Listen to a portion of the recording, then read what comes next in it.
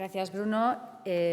Nos ha dado muchas claves, ¿no?, para el día después, y en esa tónica también pasamos ahora a la conferencia de nuestra querida directora general d'Habitatge y Arquitectura del Govern de les Illes Balears, Cristina Ballester Parets, una mujer de gran talento y vitalidad al frente de la Dirección General. Es licenciada en Economía por la Universidad de Pompeu Fabra y Ludwig Maximilians Universitat de Múnich.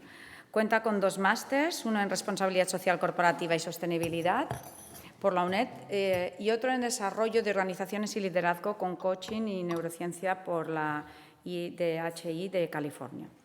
Ha sido desde agosto de 2019 directora gerente del Instituto Balear de la Vivienda, del IBABI, y entre 2015 y 2019 fue la directora de Hacienda, Presupuestos y Proyectos de RSC del Consell de Mallorca, donde nos conocimos.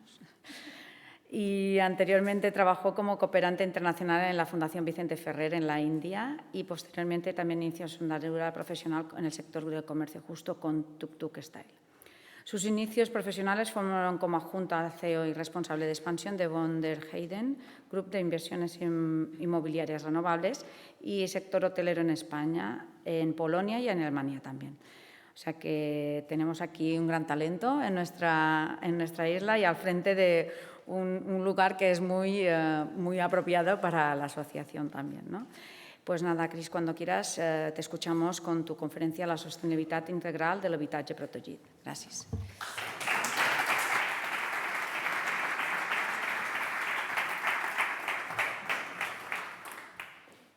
Bueno, ¿se me oye? ¿Sí? Vale. Bueno, pues primero de todo, muchas gracias a la asociación por invitarme. Me hace muchísima ilusión que sean unas primeras jornadas, espero que de muchas, de construcción sostenible. Creo que, lo digo desde mi punto de vista, desde la Administración, creo que esta asociación, aparte del cariño que pueda tener a la gente que trabaja allí, que esto ya se sabe también, creo que se está haciendo un trabajo excelente. Creo que se está avanzando e impulsando muchísimo la parte de sostenibilidad real, que ahora hablaré, tampoco me quiero enrollar mucho, pero sí que quiero decir que desde el sector público les hemos tenido cerca, les tenemos cerca y, por ejemplo, parte o gran parte del éxito del IBABI también va vinculado a que haya asociaciones fuertes como lo es esta, y lo digo de todo corazón. Tengo una presentación ahí un poco más o menos, pero con todo lo que han dicho mis compañeros anteriores se me ocurren muchas cosas también para comentar. Por ejemplo, el tema del código técnico y demás que comentaba Bruno. Pero intento empezar un poco por encima, en términos generales, cosas que ya sabemos, ¿vale? Pero me gusta mucho esta frase de Ramón Llull que dice que después de una gran guerra viene una gran paz y después de una paz débil viene una gran guerra. ¿Por qué digo esto? Tenemos en este momento, y muy rápido, una emergencia climática. Vamos por la línea roja, no vamos por la línea azul. Si crece el nivel, y muy rápido, si crece el nivel del mar, pues nos vamos a quedar sin playas en Mallorca, entre tantísimas otras cosas. Rápidamente, emergencia sanitaria, como decía Bruno. O sea, fa 2 días íbamos todos con las mascarillas, no podíamos salir de casa. Hablando de vivienda, queríamos que todo el mundo se quedara en su casa para que no contagiara al resto de sociedad, etcétera, etcétera. Ahora ya, bueno, no sé si... Esto hace 2 días.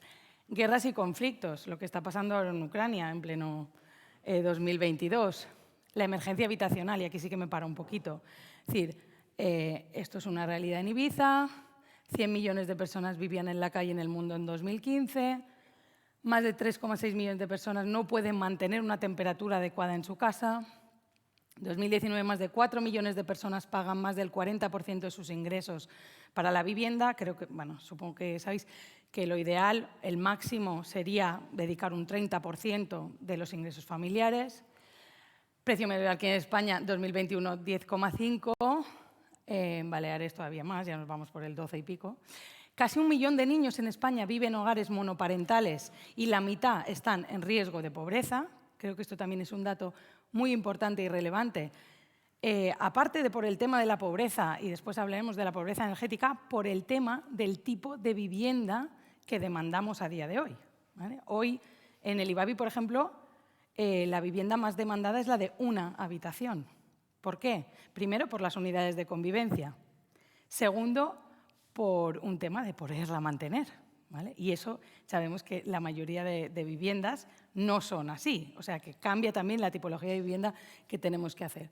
Población va creciendo, creciendo, creciendo. De cada vez somos más y en Baleares tenemos un territorio además limitado.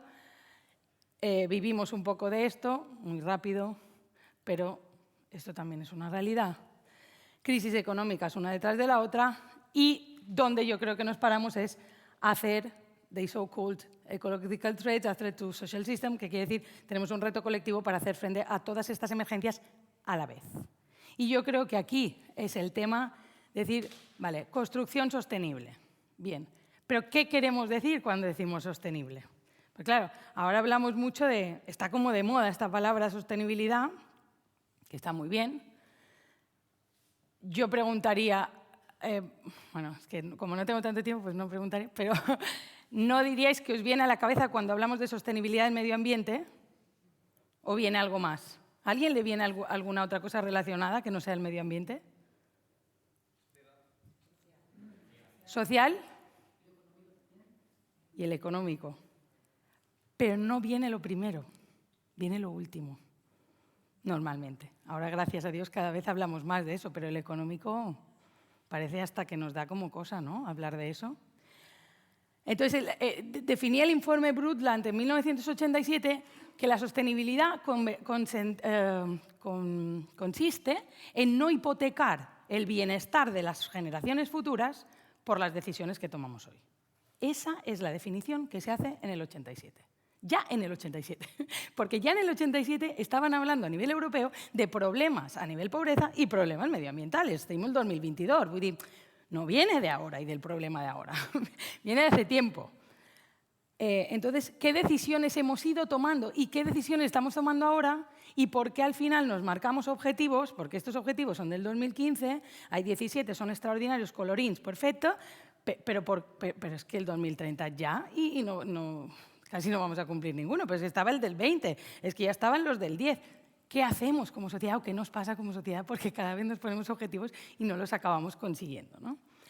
Y de ahí, pues las tres patas que ya las hemos dicho ahora en la de esto anterior, y para mí hay una muy importante, y no es porque sea economista, o sí, pero si las cosas no son rentables y los números no salen, no fueron ROS. Lo vamos a hacer en un momento determinado, pero luego esto se va a ir y ya está, porque cada uno se va a intentar salvar. Y eso, pues a veces yo creo que nos da como cosa hablarlo en las jornadas de donde sea o en los másters y demás que hacemos, hablando de cómo tenemos que hacer las cosas y qué tenemos que hacer. Pero es que yo como individuo o un empresario o una constructora, yo creo que me va a preguntar, ya, pero ¿qué fai si no me surt? ¿O no? Si no salen los números que fueron. Porque muy bien, hay que utilizar materiales que no contaminen, pero que valen. Sale, ¿no? Y a partir de ahí, yo creo que eso es...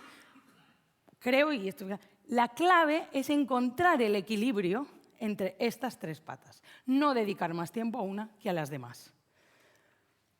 El reto de la descarbonización, que como ha hablado Bruno, me lo paso, ya todos lo sabéis. Yo representaba el Instituto Balear de la Vivienda y ahora indirectamente un poco también, ¿vale? Hacemos promoción de vivienda pública por un lado, por si acaso alguien no lo sabe, creo que sí. Y también, por otro, pues alquilamos a nivel social, pero también somos promotora. Por eso es tan importante también la vinculación que tengamos con el sector de la construcción, además del resto de equipos técnicos, porque aquí tenemos arquitectos técnicos y demás, ¿no? Pero todos esos grupos de interés son básicos, desde la administración pública todavía más, para que salgan en tiempo y forma este tipo de viviendas. Tipo de viviendas, bueno, esto es un poco la gráfica, es la gráfica de la cantidad de viviendas que se han ido haciendo en el Instituto Balear, es decir, en Baleares, pero si os fijáis, la parte verde es la única parte que se ha quedado como pública.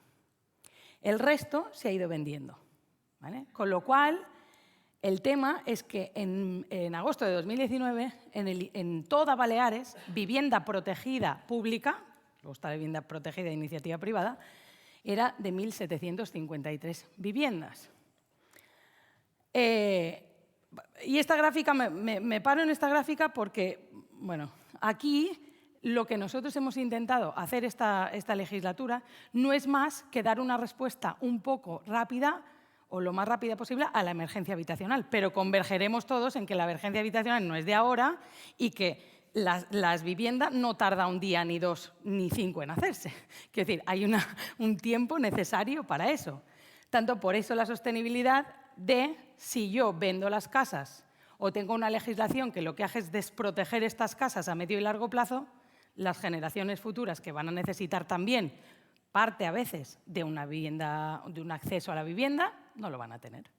¿Vale? Y ahora, en 2018, es cuando hemos dicho en Baleares, bueno, lo que sea protegido para siempre, porque si no lo protejo para ahora y dentro de 20 años o 30 años deja de estar protegido, ¿vale? Los de ahora nos salvaremos un poquito, pero los medio y largo volverá a venir una generación que dirá que hay de lo mío. Creemos, o yo creo y creo que vosotros también, que la Administración debe ser ejemplarizante en todos los sentidos y lo que hemos estado haciendo en este país, también mi humilde opinión, es matar moscas a cañonazos en el tema de la vivienda. Por eso que comentaba antes, ¿no? Hemos ido desde el ministro Arrese de Franco, ¿no? En 1957, se empieza esta política de proteger parte de la vivienda. La vivienda, no nos olvidemos de que es un bien preferente. ¿Qué quiere decir un bien preferente? Que para el óptimo de mercado, para que haya suficientes en el mercado para cubrir la demanda, puesto que es un bien necesario, tiene que producir lo público y tiene que producir lo privado. Para un segundo para saber si ya conocéis el modelo, supongo que sí, de Viena. El sentido de vivienda pública. ¿Conocéis el modelo vienés?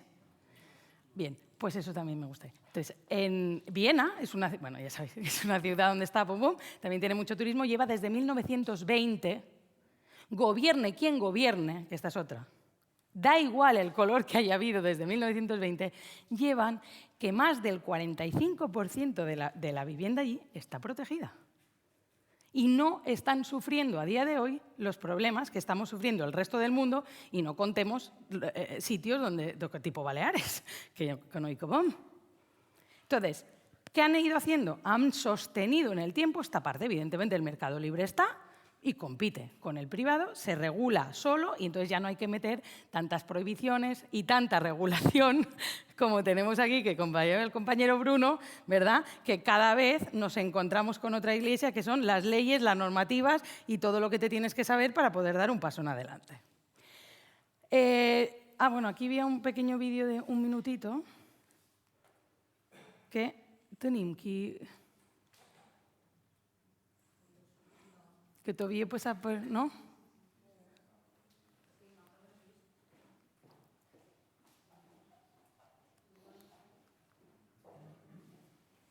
No, no va, ¿no?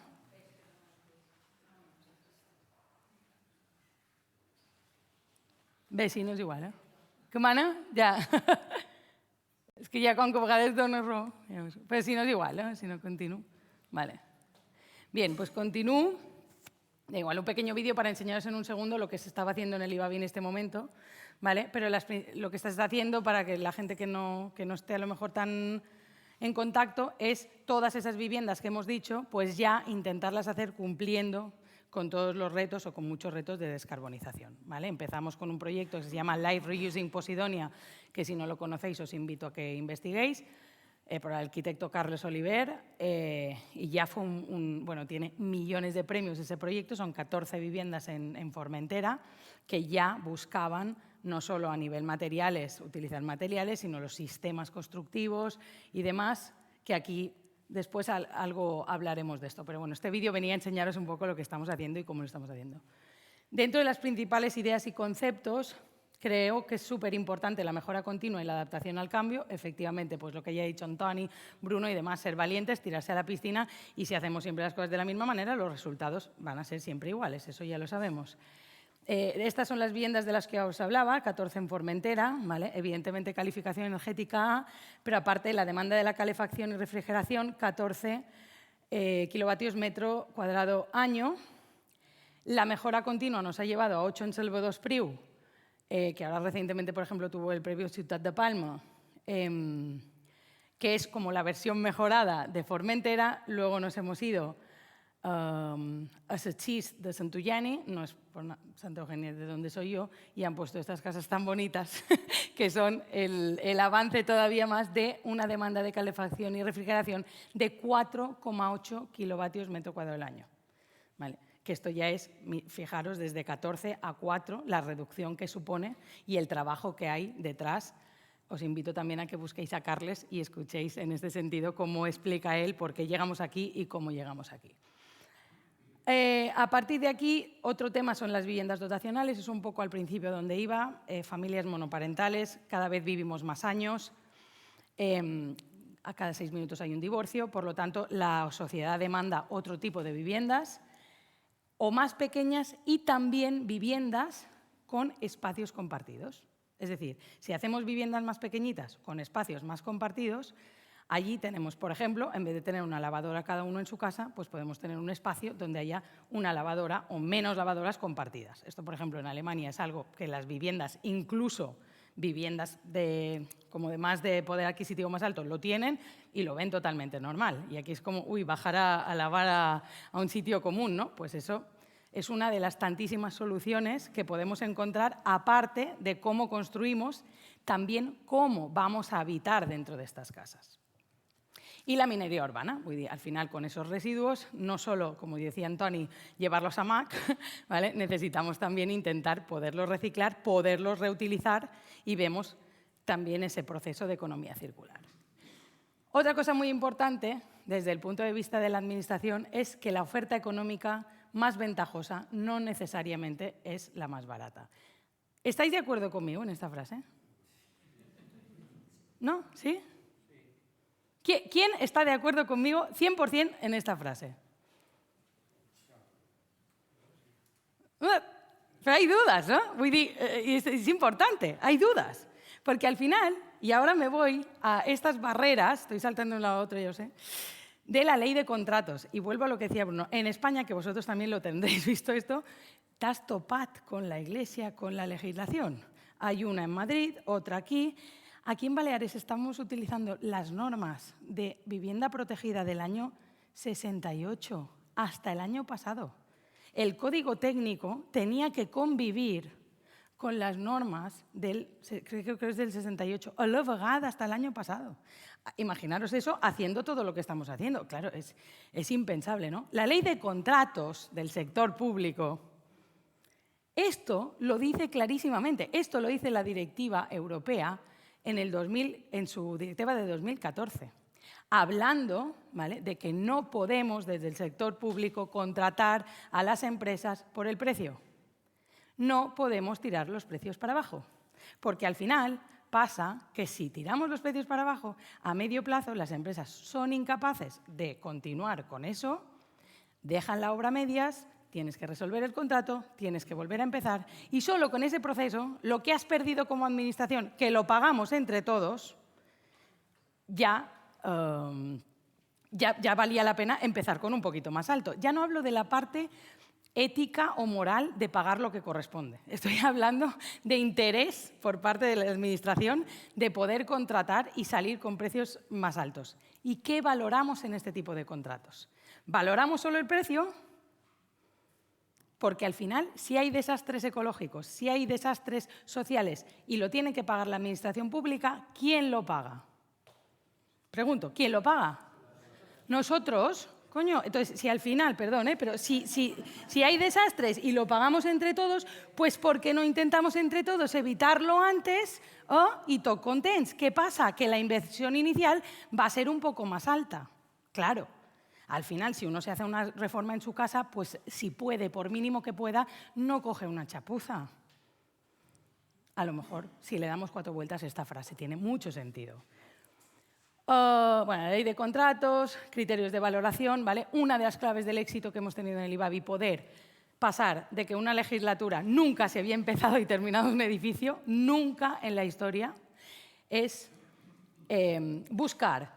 bajar completamente la valoración que hacemos de las empresas, y eso sí que digo como asociación y como sociedad que se lo tenéis que reclamar y pedir a todas las administraciones, porque lo dice la ley, porque lo dice Europa, y luego lo que pasa es que cuando la ley está, luego pasa que no la sabemos aplicar, eso también es un alto.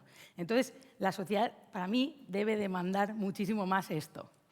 Beneficio social, nosotros valoramos, por ejemplo, y aquí veo empresas que lo han hecho, conocidos, si pueden permitírselo las empresas, pues en vez de bajar el precio y nosotros cobrar menos como IBABI, ¿vale?, que somos administración, pues a la vez que perseguimos paliar la emergencia habitacional, pues una cláusula que palie la emergencia habitacional paralelamente. Eso significa daremos puntos a una empresa constructora que, aparte de hacer nuestras casas, paralelamente aporte a un proyecto social, ¿vale? ¿Por qué? Porque nosotros no hacemos casas porque sí. Perseguimos paliar la emergencia habitacional y se nos ha permitido eso y ha funcionado. ¿Beneficio ambiental? Pues empresas que contraten energía verde. Valoremos eso. Valoremos empresas que con los residuos intentan hacer un esfuerzo e intentar reutilizar el máximo posible. Si nosotros damos puntos, pagamos lo que corresponde, al final funciona o funciona mejor de lo que funcionaría, siempre el proceso de mejora continua.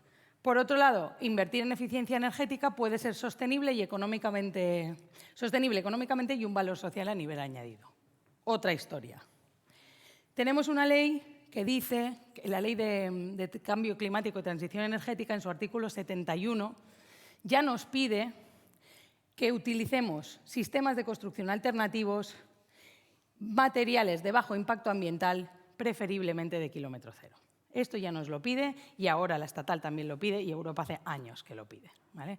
Volvemos después a ver qué valen estos materiales, cómo evaluamos si estos materiales provocan una o no, si el código técnico al final te lo deja utilizar o no, si los materiales no tienen CE, todo lo que tienes que hacer, etcétera, etcétera. Pero bueno, estar está y lo intentamos.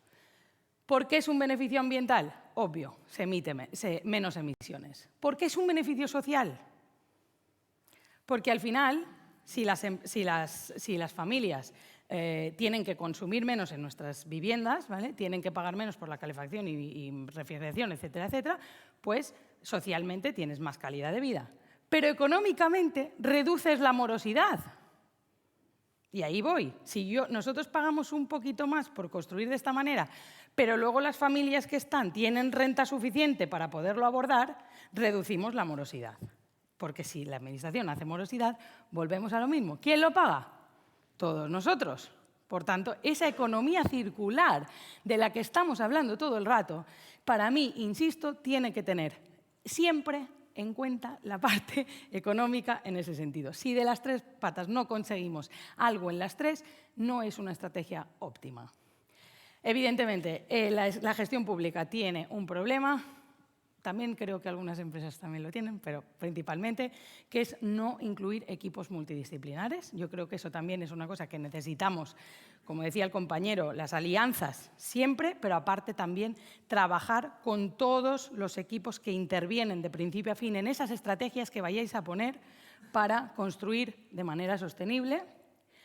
Planificación transversal y estratégica, eso también es muy importante, es decir, tener muy claro cómo, entre otras cosas, cuáles son las fases, cuáles son la A, B y C, esto sostenible o no sostenible, pero también cómo voy a medir, de qué datos, si tengo datos de partida, para luego saber esos mismos datos cómo he mejorado. Si no me pongo el objetivo medible, también estoy dando muchas veces tumbos sin saber bien a dónde voy a llegar. Y por último, la colaboración interadministrativa y público-privada, bajo mi punto de vista, es esencial. Si desde la Administración y sector público no estamos constantemente con los agentes afectados, en este caso, ¿no? Trabajamos, y por eso lo que he dicho al principio, de la importancia de que existan asociaciones fuertes, asociaciones donde participe la gente, asociaciones donde se pueda debatir qué es lo que necesitamos como sociedad, tampoco va a funcionar. Por eso ese objetivo de alianzas, quizás de todo de los 17, es el punto de partida y converjo totalmente con lo que decía mi compañero, que si eso no está, no está. Y entre empresas lo mismo. Al final la sostenibilidad pasa, y eso ya lo decía él, por competir cooperando. Ya hoy lo que pasa hoy en China nos afecta a nosotros, lo habéis visto con el COVID, ya lo sabéis. Es decir, al final ya no somos los 4 de aquí. Al final los entornos cambiantes, VUCA, volátiles, etcétera, obligan a que estemos constantemente unidos y a que, de alguna manera, también confiemos un poco en ir y remar de la mano, ¿no? Bueno, una cosa que también hemos hecho muy importante, pero rápidamente es, por ejemplo, un ejemplo en el IBABI es que los ayuntamientos nos cedan los solares y nosotros construir. También es una manera de colaboración interadministrativa, que también es importante para darnos más prisa, sin más.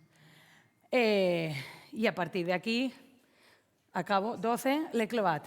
Ah, perdón. Ah, el vídeo, perdón. Es que mira, rotllatge, però no passa molt. Bueno, gràcies. Un minut.